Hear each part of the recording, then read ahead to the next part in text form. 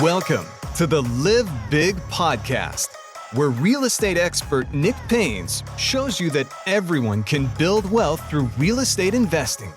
Nick and his featured guests will give you the tools, resources, and expert information you need to leverage real estate into a wealth-building strategy, so you can stop worrying about your 9-to-5 and start to live big. Here's Nick with today's episode. Welcome back, everybody, to another episode of the Live Big podcast. Today, we are exactly halfway through 1 year in the Live Big podcast. We've had 26 episodes, so that this is episode 27, the first episode of the second half of the year. So for today, I want to do something a little bit special, kind of a little bit vulnerable too.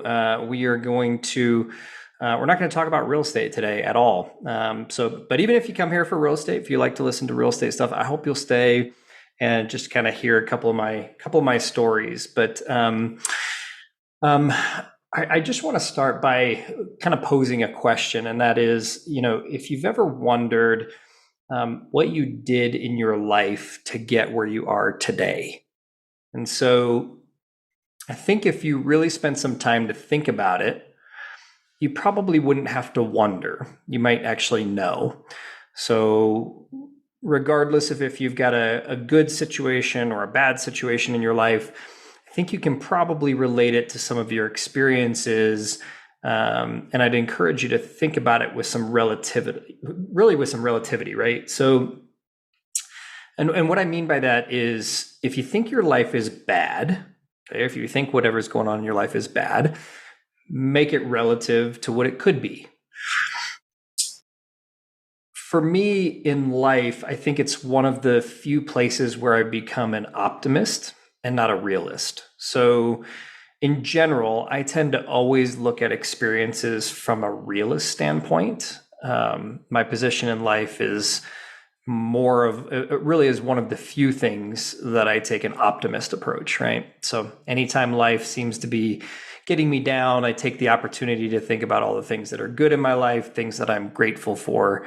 And it tends to lower my stress. It makes me not sweat the small stuff, because the reality is, in general, most of the things in life that we stress over are minutia in the grand scheme of life, right? So our current stressors, they're things that we'll forget about in a few weeks. At least, again, in the real estate world, in my career, for example, it might be a stressful transaction. It might be a stressful client. But the reality is that transaction, that client, we may not be dealing with that person or that situation in a couple of months. And so in the grand scheme of things, we just have to get through it, and we know we'll come out on the other side better. So today, what I want to do is talk a about a couple of life experiences that shaped me and the lessons that I've learned from them. I think they're fun stories. So I hope that you'll be able to listen to this and imagine along the way kind of how these were. So the first one's a little bit more serious, and the second one's a bit more lighthearted. So I want to start off with probably the earliest story that shaped me, and it really caused the optimist mentality regarding my life's outlook. So this is probably the earliest memory that I can think of that really shaped, I think, the person that I am today. So back in 1998, I was 13 years old. I was in 8th grade. And in the winter, I think it was about 2 weeks, maybe a week before Christmas, sometime in December. I was a kind of a sickly child, and I was asthmatic, and I was always having health problems regarding, in relation to asthma. And I ended up in the hospital in that third week of December, right before Christmas. And I remember laying in the hospital bed, and for the first day, maybe it was even the first 2 days, I was in intensive care. And I remember thinking about how horrible my life was, and I couldn't play certain sports because I couldn't breathe when I was doing them, and I was always sick, and I was missing school and missing out on a lot of things that I like to do, and feeling sorry for myself, and asking the question, why me? And as I recovered, after a couple of days in intensive care, moving up into the normal hospital unit, I get the opportunity to meet some of the Avalanche players at the time. So again, this is the 1998 Avalanche team, which was I don't remember when they were Stanley Cup champions. I think 97, 98, somewhere in there, but a good team of the Avalanche. And they came in to talk to and just meet with the kids at Children's Hospital. There was a group of maybe 8 to 10 of them, and they brought in pennants and hats and teddy bears, and they signed them, and it was just a great experience, and one of the ways that they gave back to the community. And one of the players at the time, his name was Warren Reichel, and he came in and he spent a good amount of time in my room with me. And at this point, I think it was the second to last day that I was in the hospital. And I was feeling a little bit better. I wasn't hooked up to a bunch of machines quite as much anymore, and I could walk around the room.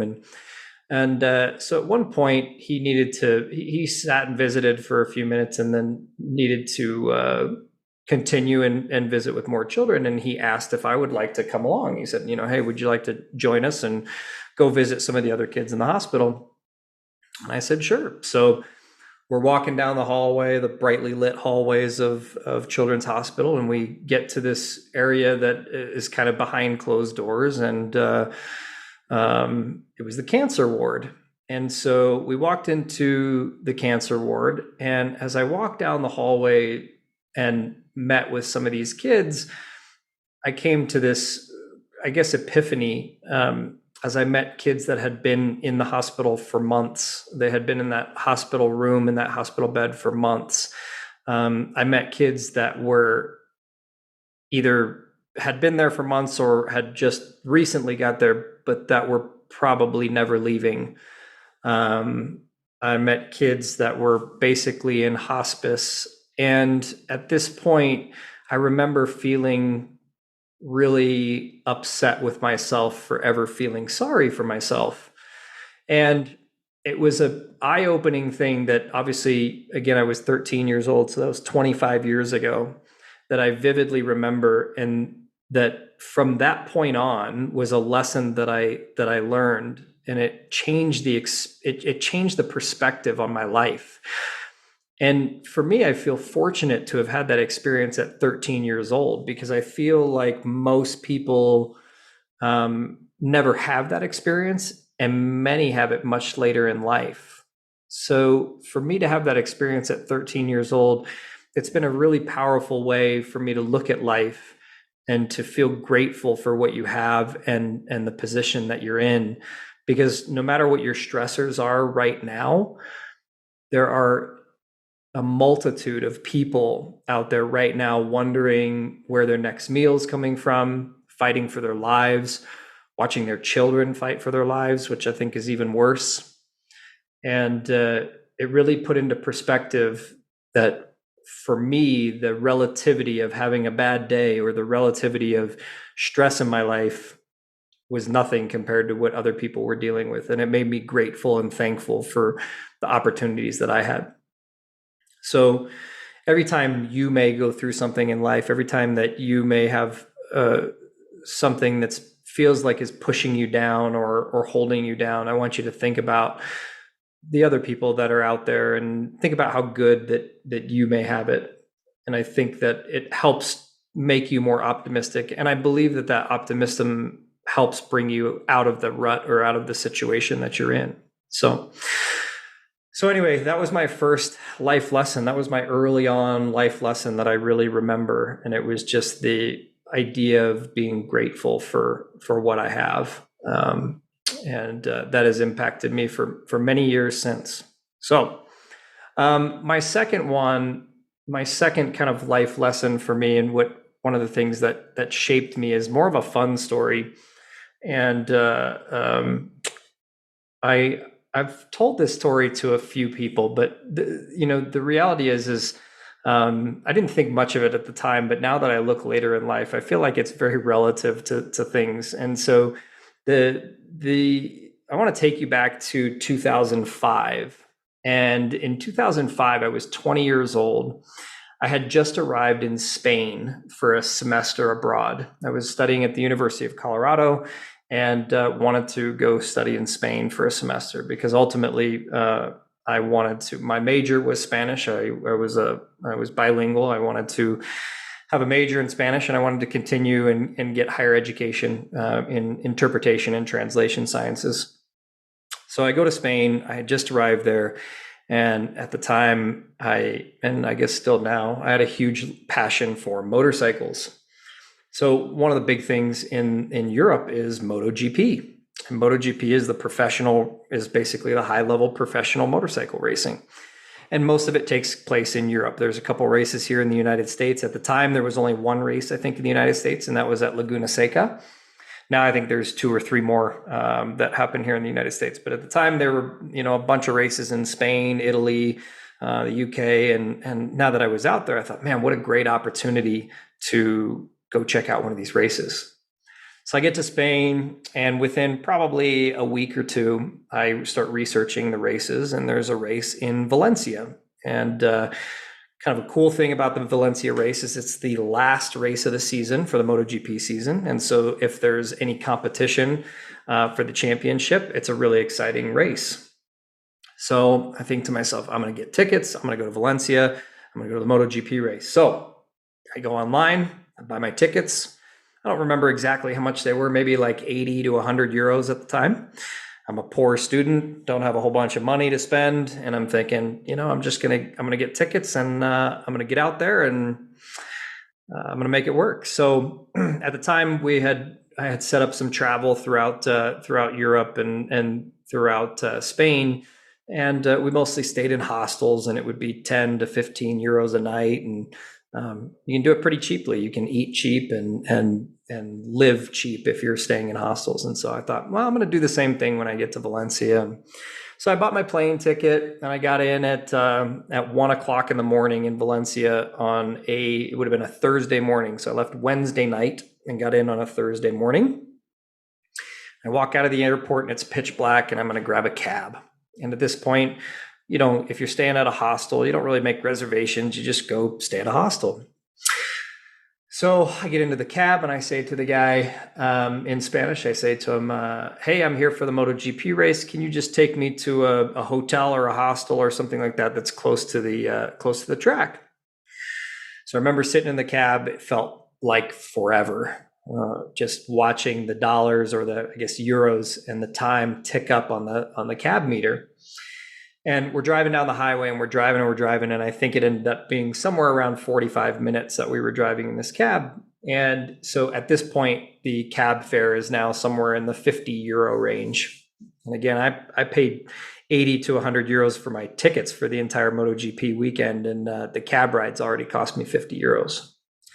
So we get out to this area, and I can kind of see through the city lights and things like that we're kind of out in the middle of nowhere. And he drops me off at this hotel, and he asked me, he says, do you want me to wait for you? Well, at this point, the cab fare was already 50 euros. And so I said to him, no, that's okay, because I knew it was going to continue to tick up, and I was already freaking out about the amount of money that it was going to cost me.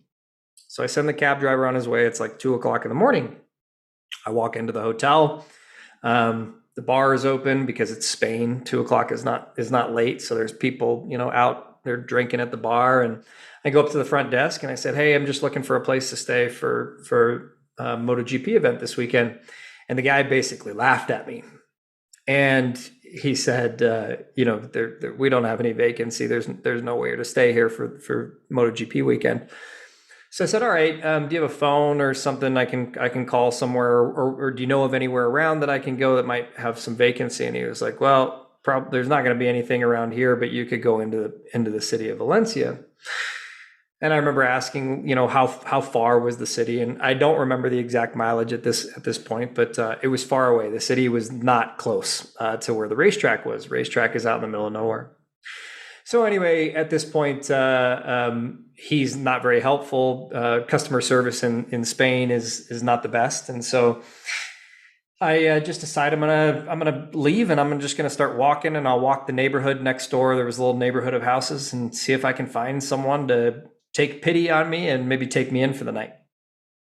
So I start walking around, but again, it's 2 o'clock, 2:30 in the morning. There's not really anybody out. It's kind of dark. And so nobody's there. So I'll just start walking towards the city. I think if I'm remembering now, I think it was like 8 miles to the city or something like that.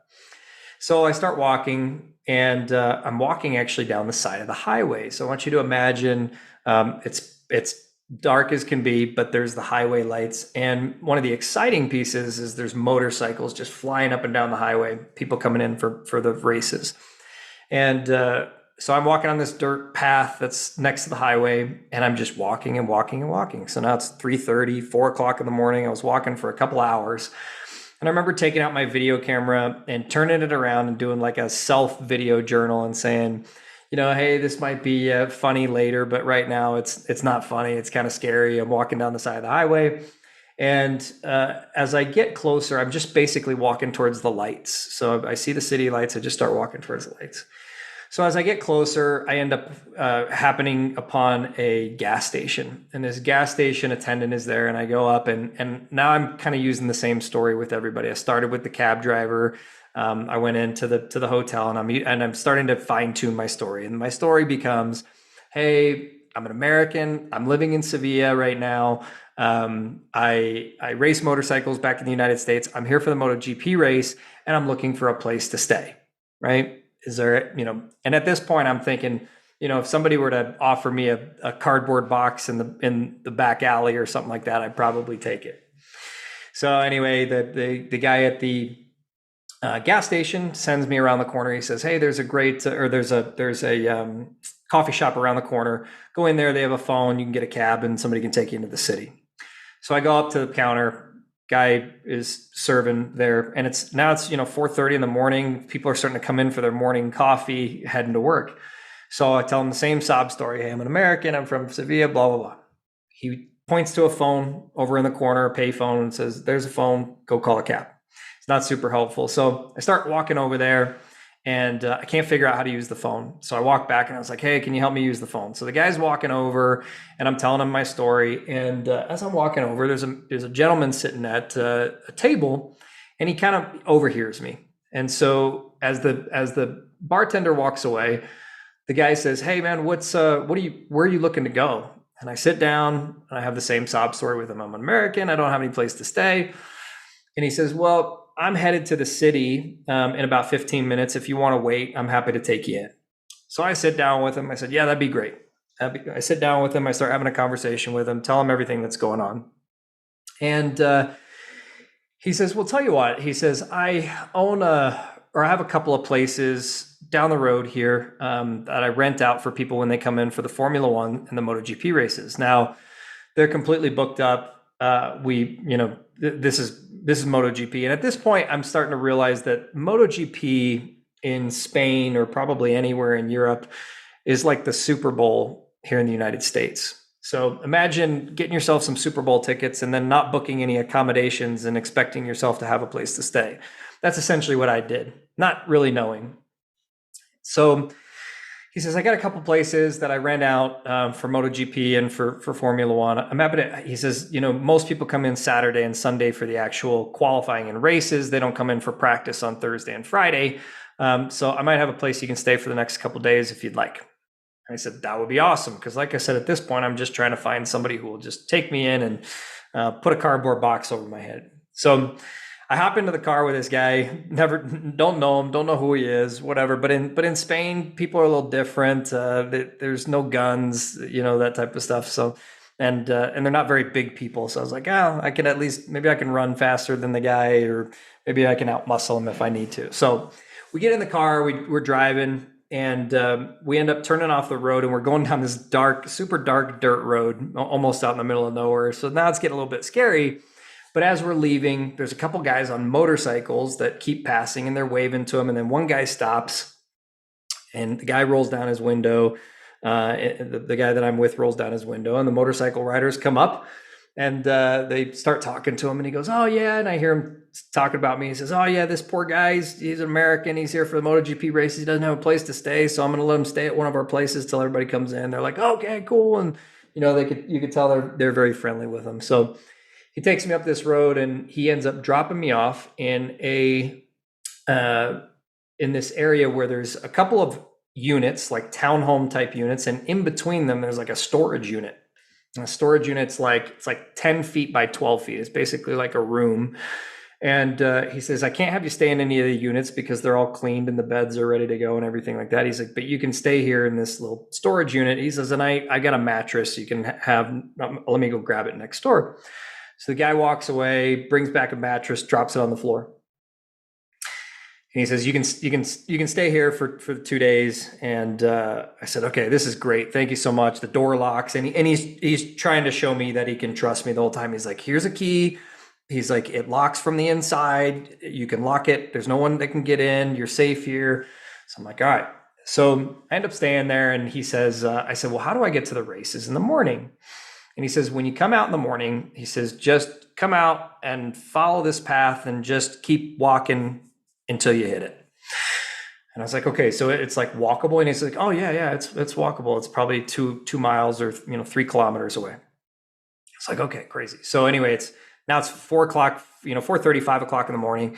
So I lay down, I go to sleep, and about 2 hours later, I wake up and I can hear in the faint distance, I can hear motorcycles. And they're not motorcycles on the highway. They're race motorcycles. So I'm like, oh my gosh, I must be close.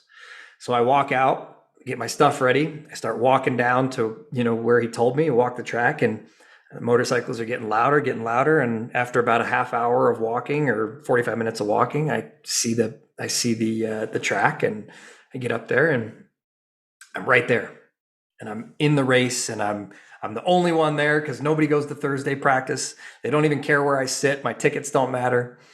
And while I'm there, I get this call from the guy, and he calls me and he says, hey, what are you doing for food? So he says, I said, well, I'll just go to the supermarket or something like that. And this is where he finally brought to light what was going on. He says, man, you're nowhere close to a supermarket. You are out in the middle of nowhere. Like, you can't walk to a supermarket. You are 10 miles from anything. And so I said, oh, I don't know. I'll get a cab. He said, oh, don't worry about it. He said, what do you want? I'll bring you some food. So I said, oh, just a loaf of bread and some, peanut butter and jelly or something like that. I can't remember what I got, but, just something real basic. He goes, all right, I got you. So I get back from the practice races. It was an amazing experience. I get back from the practice races that evening, and I get back, and there's a grocery bag hanging on the door with all kinds of food and pineapple juice and stuff for me to, stay nourished. And inside it, he's got a hat and a poncho. And he sends me a text message and he says, I got you some stuff because the weather forecast says it's going to rain tomorrow. So this guy is just going above and beyond, gives me a place to stay. There's so much more to this story, but I'm going to shorten it up at this point. Over the next 3 days, this guy bought me food. He invited me to his and his mom's house, along with everybody else in the community, for this like cookout. There were like 30 or 40 people there.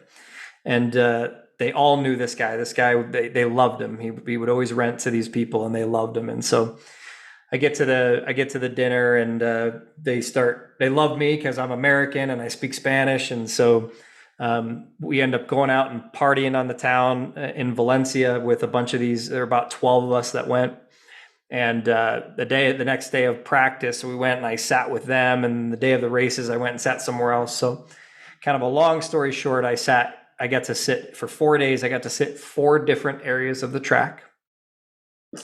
I got my food paid for and brought to me, and got to party with a bunch of locals. Was just like one of the most incredible experiences that you can think of.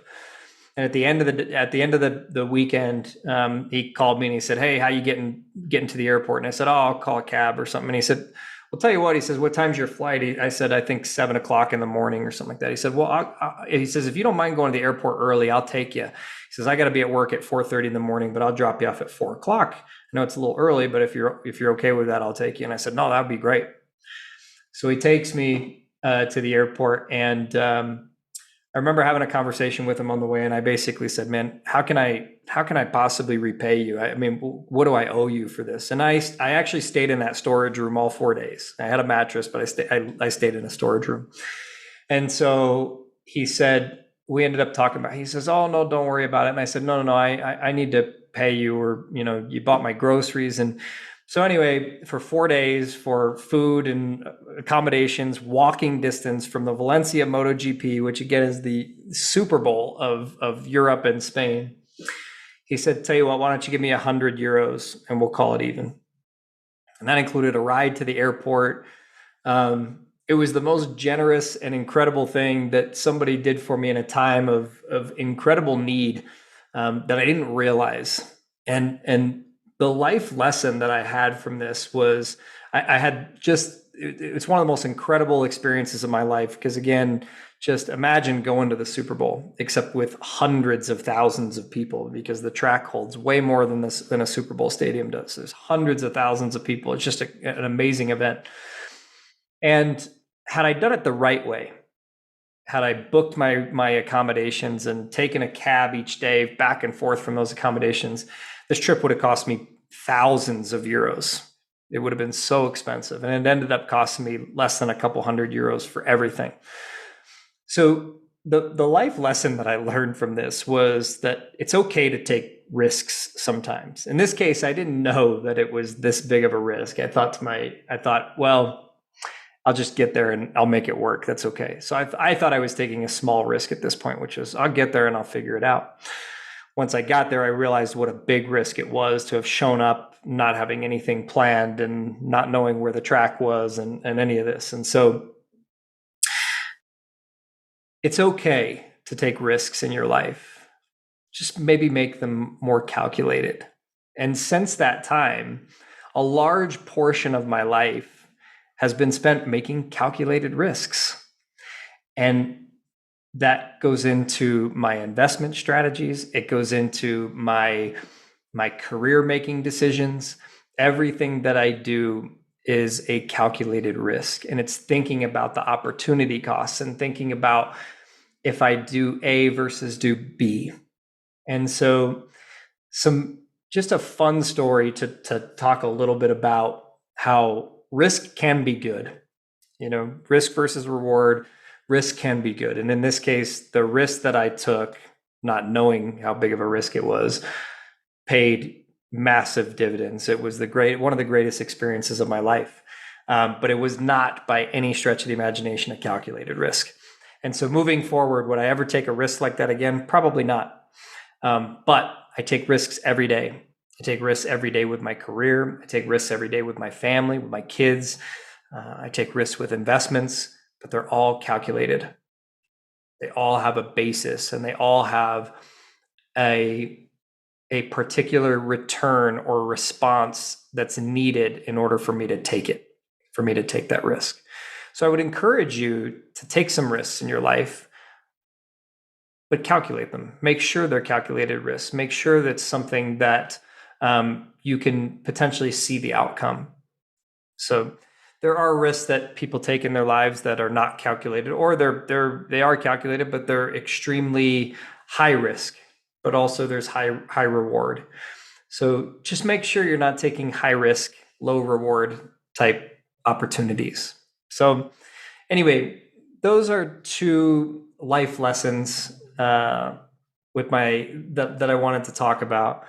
And I think I have many more stories and things to talk about. And I think as I went through the things that I wanted to relive today, most of the things just came down to living your life with integrity and perseverance. And those were the common themes with the other stories outside the two I just told. And I just know that the third kind of life lesson that I've learned, this one's short, are those things, are living your life with integrity and perseverance. The opportunities that have been given to me in my life, the opportunities that have been presented to me in my life have come from relationships that I've built, and relationships that I've built through integrity and through the perseverance of hard work, and always showing my value to that person who's afforded me that opportunity. And so there are some great people in my life. I don't know if they listen to this podcast or not, but Brian Bell is one of them, who gave me tremendous opportunity in my prior career. He's a big part of the reason that I am where I am today. Gave me the opportunity to move into real estate, and gave me the opportunity to make investments in real estate earlier in my life. And it was because he took a chance on me. And for him, the relationship that I had with him throughout that time was built on integrity and hard work. And everything that I told him I would do, I did. And I played that out till the very last opportunity to do that. So I think when other people were given the opportunity to do that with him, they floundered, and they didn't carry through. And for me, I thought I spent 10 years living my life that way. And so when things got tough towards the end of our business partnership, I made sure that I went out on the right foot, and that was to finish the job with integrity and perseverance. And still to this day, Brian Bell is a very good friend, a mentor, and just someone who I think very highly of. And so find those people in your life, find those people who have had great impact on your life, and who have the ability to offer you great opportunity, and latch onto that and allow those people to give you that opportunity and take you to the next level. Because without those people in my life, without those people who have given me opportunity, great opportunity in my life, I wouldn't be where I am today. So to recap our conversation today, give yourself a little bit of gratitude, be grateful for where you are in life, wherever that may be. And then think about the risks or the opportunities that you can take advantage of to make your life better, and what people that you can involve to do that. So thank you so much for tuning in today for a little bit different episode. I hope it was impactful. I hope it's something that you can implement into your life so that you can go and live big.